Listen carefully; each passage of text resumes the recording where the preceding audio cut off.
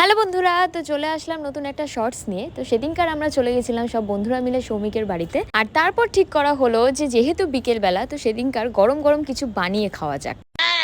তো যেমন ভাবনা তেমন কাজ, এদিকে শুভদীপ হচ্ছে জলের মধ্যে বেসন গুলছে, আর তার উল্টো দিকে আলু মাখা চলছে। তো আলু মাখা কমপ্লিট, আর এদিকে দেখো গোল্লা করা হয়ে গেছে।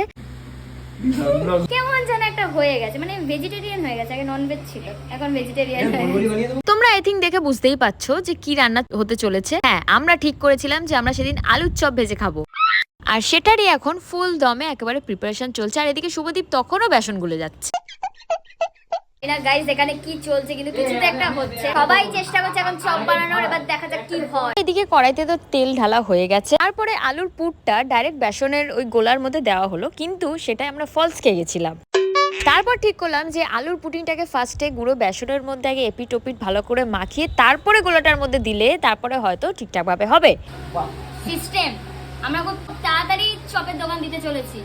তিনজন মিলে চপ ভাজাচ্ছে, তিনজন মিলে। সেই দিন একেবারে আলাদাই লেভেলের রান্না চলছিল, তিনজন মিলে একটা আলুর চপ ভাজা হচ্ছিল, ভাবা যায়।